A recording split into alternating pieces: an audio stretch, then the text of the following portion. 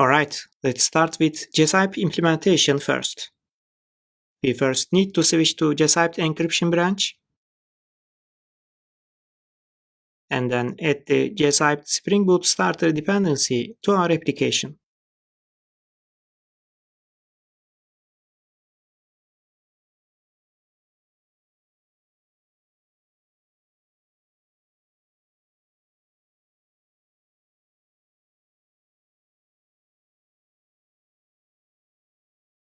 With this starter, we will get all the required dependencies to be able to use Jasypt in our application. With this starter, Spring Boot application will be able to decrypt the secrets in the configuration. But how do we do the encryption? We can either download the Jasypt jar from Maven and encrypt using command line, or we can use the classes inside the downloaded dependency and then create a simple application. I will now create a playground module and see how we can encrypt the text using Jasypt. It will be a Maven module, and I will include Jasypt Spring Boot starter dependency instead of using Jasypt dependency separately. Since we added this module as a submodule in our microservices demo project, it will be added automatically to the modules section in the main POM.xml file. Please remove it from there, because we will not use this new module as a submodule for our application. It will just be a playground module to run some Jasypt tests. Now in the POM.xml of playground module, let's add Jasypt Spring Boot starter dependency and then create a package Jasypt and a class test.jasypt. We will create the main method first and then create a standard PBE string encryptor object.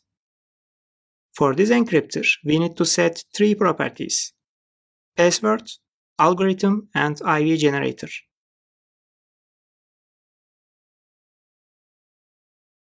Jasypt library will use this password as a key when encrypting our secrets.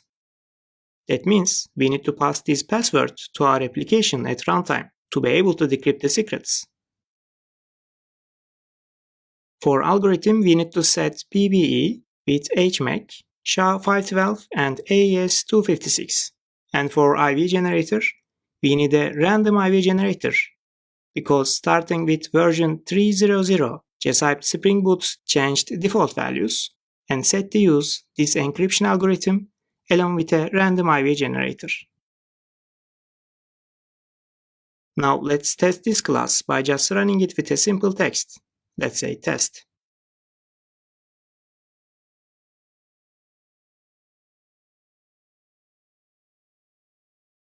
Now in the console, we can see the encrypted text, which is base64 encoded. And if we decrypt it, we get the text test again. So let's now encrypt our secrets in the application. I will get the Spring Cloud passwords and encrypt it here. After that, we will replace the password in the Bootstrap YAML file with the encrypted version. We will use ENC and parentheses and then put the encrypted password in between the parentheses here. This way, Spring Boot will understand that this password is encrypted by using Jasypt. Now we need to add Jasypt encryptor password configuration to the Bootstrap YAML file to be able to decrypt these passwords at runtime. Please also don't forget to encrypt your password for GitHub in the Bootstrap YAML file of config server, and then replace it with the encrypted version. And again, we need to put Jasypt encryptor password configuration variable in this config server Bootstrap YAML file also, because we need decryption in both microservices, config server and Twitter to Kafka service. So what do you think? Is it secure to have the encryption key in the configuration file? If an attacker can read this file, he or she will read the key, and it will be very easy to decrypt the secrets. So it would be a good idea to remove the key from here and then pass this key when the application starts. We can do this using startup parameters or in Docker, we can pass an environment variable. Before removing these properties, let's first run our application. First run config server, then check you have a Kafka cluster running locally,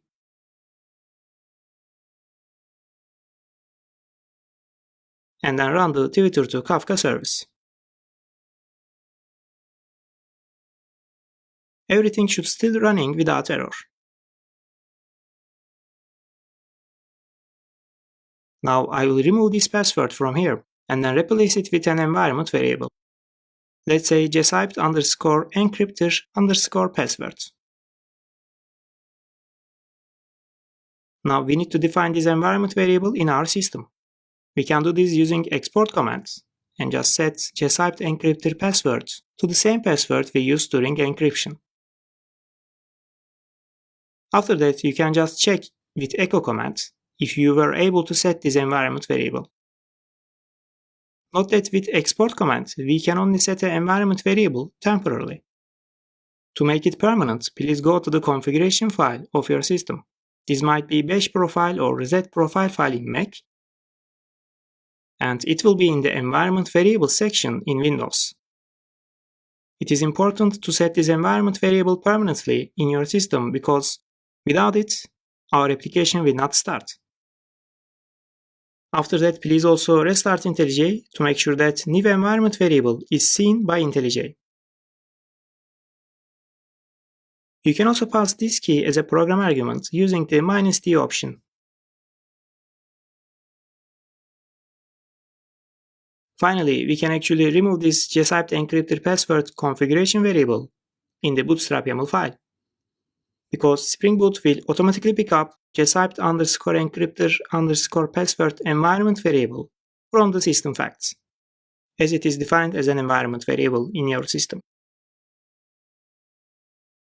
In the end, if you have the correct environment variable, when you run config server and Twitter to Kafka service, you should be able to see both services are running correctly.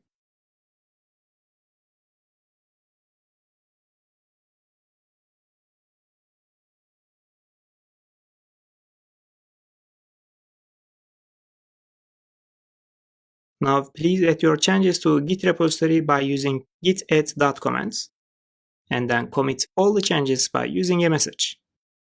Implemented Jasypt encryption.